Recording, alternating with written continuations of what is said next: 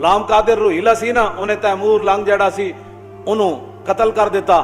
قتل کرن تو بعد اودی اکھاں وچ انہیں خنجر پھیرے، پھر اودیاں بچیاں نوں تے اودے رشتہ داراں نوں تے اودے جناب بہواں نوں سارے نوں بلا کے کہن لگا میرے سامنے نچو. نالے اودے پیو مار دیتا، نالے اودے خاندان نوں بلایا تے ان بچیاں نوں کہیا تسی میرے سامنے نچو.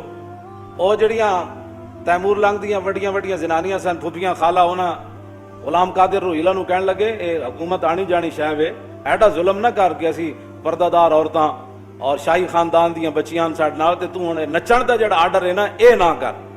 اقبال کہندا روہیلا کس قدر ظالم جفاجو کی نہ پرور تھا، نکالی شاہ تیمور کی آنکھیں نوکے خنجر سے، پھر دیا آل حرم کو رقص کا فرما ستم کرنے، یہ انداز ستم کچھ کم نہ تھا آثار معاشر سے، رکھا خنجر کو آگے اور پھر کچھ سوچ کر لیٹا، تقاضا کر رہی تھی نیند گویا چشم اخمر سے، پھر اٹھا اور تیموری حرم سے یوں کہنے لگا کہ شکایت چاہیے تم کو نہ کچھ اپنے مقدر سے، میرا مسند پہ سو جانا بناوٹ تھی تکلف تھا کہ غفلت دور ہے شان صف آرا یان لشکر سے، یہ مقصد تھا میرا کہ کوئی تیمور کی بیٹی مجھے غافل سمجھ کر مار ڈالے میرے خنجر سے، لیکن یہ راز آخر کھل گیا سارے زمانے پر کہ حمیت نام تھا جس کا وہ گئی تیمور کے گھر سے. میں حمیت دی گل کر رہا ہوں. حمیت ہماری قوم بڑی جذباتی ہے. کیوں جی؟ ہماری قوم بڑی جذباتی ہے. اس سے بڑا کیا جذبات ہو سکتے ہیں؟ تم نے جب دین پڑھا ہی کوئی نہیں. اقبال کہندا تا کجا بے غیرت دین زیستن، اقبال کہندا ہے تا کجا بے غیرت دین زیستن، اے مسلمان مردن است ای زیستن. اقبال کہندا اوے مسلماناں کدوں تک تو غیرت دینی تو بغیر زندہ رہیں؟ تا کجا بے غیرت دین زیستن. اقبال کہندا ہے دینی غیرت تو بغیر کدوں تک تو زندہ رہے گا، اے مسلمان مردہ نست ای زیستن. اقبال کہندا ہے زندگی کوئی نہیں، یہ تے مردہ پن نے جڑا تو زندہ رہ رہا. اقبال کہندا ہے غیرت دینی تو بغیر تساں دا دین نو دیس نکالت دین واسطے تے تیار بیٹھے ہو. لبیک دے خلاف تسی دن رات پروپیگنڈا کردے ہو. ٹی ویاں والے نو تساں آرڈر کیتے ہوئے کہ انہاں دی کوئی خبر نہیں دکھانی، انہاں دا کوئی وڈے تو وڈا مجمع ہوئے تے نہیں دکھانا. جدوں تسی دین دی غیرت تسی قوم دے اندروں بھی کٹ دیتی، اب روڈوں پر کھڑا ہوں. یہ تو دنیا کا انوکھا احتجاج ہے نا جی. کیوں جی؟ ہاں جی. ادھر مکہ مکرمہ میں حملہ ہوا قبیلہ بنو خزاعہ پر، انہوں نے رسول اللہ کو پکارا تو حضور نے یہ تو نہیں نہ فرمایا کہ کل ہم مدینے کے چوراہے میں کھڑے ہو کر سارے غلام آ جاؤ تے نعرے لاؤ تسی تھے کھڑے ہو کر کہ ہمیں نامنظور ہے قبیلہ بنو کنانہ نے جو زیادتی کی ہے مکے میں. 400 کلومیٹر کا سفر ہے، ہم یہاں سے ان سے جنگ چھیڑ دیں. قبیلہ بنو خزاعہ والے تو حضور کے حلیف ہی تھے نا، کلمہ تو انہوں نے نہیں پڑھا تھا، لیکن کہا حضور ہم نے آپ کے ساتھ رہنا ہے، نفع نقصان ہمارے آپ کے ساتھ ہے. لیکن جب ان پر حملہ ہوا تو انہوں نے رسول اللہ کو پکارا آدھی رات کے وقت. حضور وضو فرما رہے تھے، آپ نے فرمایا لبیک لبیک لبیک، فرمایا نصرتا نصرتا نصرتا. 3 بار حضور نے فرمایا تیری مدد ہونے والی، میں آ رہا ہوں. یہ ایک انوکھا احتجاج ہے. ایٹم بم ہوتے ہوئے، دنیا کے بہترین ساز و سامان جنگی ہوتے ہوئے، تو اپنے ہی روڈوں پر کھڑے ہو کر احتجاج کر رہے ہیں. کس سے؟ جو کشمیر کے اندر خون بہا رہا ہے، جو بچیوں کی عصمتیں لوٹ رہا ہے، اور جو بوڑھے اور جوانوں کو قتل کرنے کے بعد ان کے اعضاء کاٹ رہے ہیں، ان کے لیے اپنے روڈوں پر کھڑے ہو کر احتجاج کر رہے ہیں. قوم جناب جہاں اشارے ہیں وہ اشاروں پر کھڑی ہو جائے. کیا کہ ہم کیا جی اب کیا بات کی جائے مولانا. حمیت نام تھا جس کا وہ گئی تیمور کے گھر. غلام قادر روہیلا کہنے لگا جدوں کڑیاں نو سامنے بٹھا لیا نا، انہیں کہا نچو نہیں میرے سامنے بیٹھو. سامنے بیٹھا نا تو اپنا خنجر لا کے انہیں میز ہوتے رکھ دیتا، پھر اینج پیچھے ٹیک لا کے تے سو گیا. سونا انہیں کی سی اینج اکھاں بند کر دیتیاں. پھر اٹھا اور تیموری حرم سے یوں کہنے لگا کہ شکایت چاہیے تم کو نہ کچھ اپنے مقدر سے، میرا مسند پہ سو جانا بناوٹ تھی تکلف تھا کہ غفلت دور ہے شان صف آرا یان لشکر سے. وہ کہنے لگا جلیاں ہوئیو میں ستے کوئی نہیں سی، دشمن دے سامنے خنجر رکھ کے کوئی سوندا کوئی نہیں ہوندا، لیکن یہ مقصد تھا میرا کہ کوئی تیمور کی بیٹی مجھے غافل سمجھ کر مار ڈالے میرے خنجر سے. کہنے لگا میرا یہ مقصد سی کہ اگر تواڈے اندر کوئی حمیت اور غیرت ہوندی نا، ہوندیاں تسی تیمور دیاں بیٹیاں جویں اودے غیرت سی تو تساں اتنی دیر جو خنجر چک کے مینوں ذبح کر دینا سی. لیکن یہ راز کھل گیا آخر سارے زمانے پر.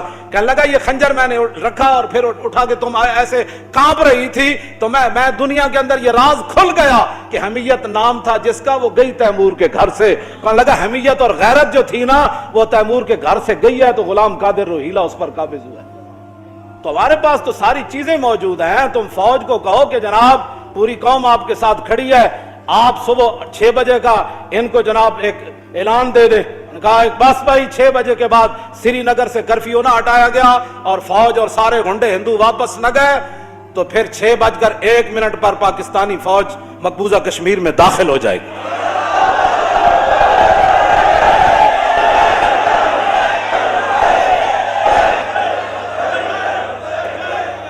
اقبال کہندا اس میں کیا شک ہے کہ محکم ہے یہ ابلیسی نظام. اقبال رویا, کہنے لگا اس میں کیا شک ہے کہ محکم ہے یہ ابلیسی نظام اور پختہ تر اس سے ہوئے خوئے غلامی میں عوام. ہیں جی, پختہ تر اس سے ہوئے خوئے غلامی میں, آرزو اول تو پیدا ہو نہیں سکتی کہیں. اقبال رویا, کہنے لگا جس نظام کے تحت مسلمان چل رہے ہیں نا, آرزو اول تو پیدا ہو نہیں سکتی کہیں, ہو کہیں پیدا تو مر جاتی ہے یا رہتی ہے خام. اقبال کہنا آرزو پیدا ہی نہیں ہوتی جہاد دی, جے پیدا ہوئے کیوں جی اپنا انہیں اعلان کر دیتا ہم جناب وہ یہ تو احتجاج کرنا یہ تو عوام کا حق ہے جن کے پاس طاقت نہیں ہے, جن کے پاس اقتدار نہیں ہے. لیکن رب ہے جس کام سے ہمیں روکتے تھے. یہ لبیک والے کون ہیں؟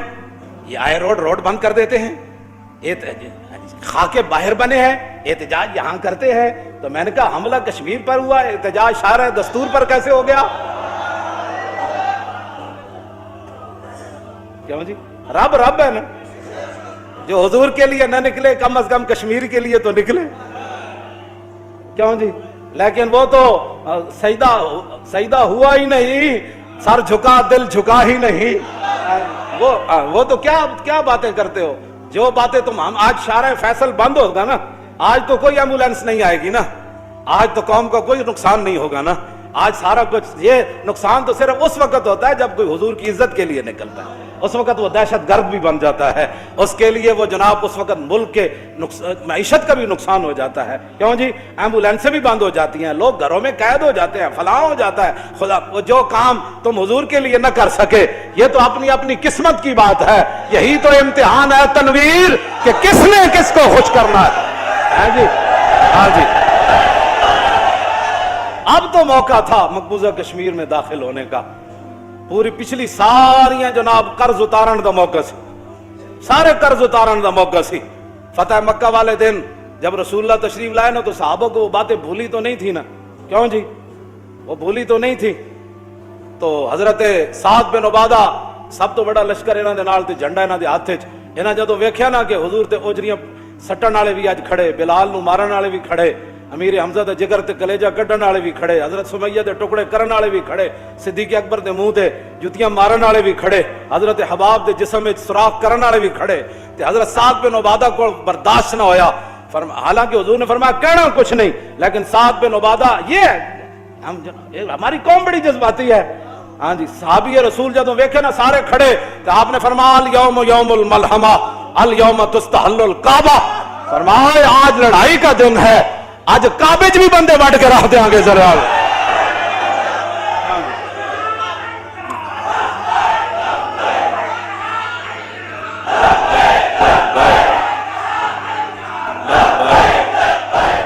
ارتجت آل مکہ تھا حدیث پاک دے الفاظن جدو سعد بن عبادہ ایک گل کی تھی نا کہ الیوم یوم الملحمہ الیوم تستحل الکعبہ. فرمایا آج لڑائی والا دن ہے, آج نبی الملاحم تشریف لا رہے, آج جنگوں والے نبی تشریف لا رہے, آج لڑائی والا دن ہے. تو آج کعبے بھی اسی بندہ کوئی نہیں چھڑنا. ہاں جتھے جوں مارن دی اجازت نہیں آ جاتی تو بندے وڑ دینے. تو کیوں جی اس ایک گل نال پڑھیا ہوندا دین تے پھر نہ کیوں پڑھیا ہوندا دین تے پھر دین جدو پڑھے ہی کوئی نہیں. اقبال کہندا از غلامی بزم ملت فرد ایمان و ایمان اندر نمرد, ہاں یکے اندر قیام وہی در سجود کاروبارش چو صلاتے بے امام. کہندا اقبال کہندا جس ویلے قوماں دے امام کوئی نہ ہون, کیوں جی اس ویلے پھر قوم نماز پڑھ رہی ہوندی, ایک سجدے چوندا ایک قیام وچ ہوندا. کیوں جناب ایک کاروبار دے معاہدے کر رہا ہوندا انڈیا نال تے ایک دا جناب ادھر قیامت گزر رہی ہوندی پاکستان تے کشمیر تے قیامت گزر رہی, اور ادھر عرب دے بادشاہ انہوں جناب مسجد دی سیر کرا رہے.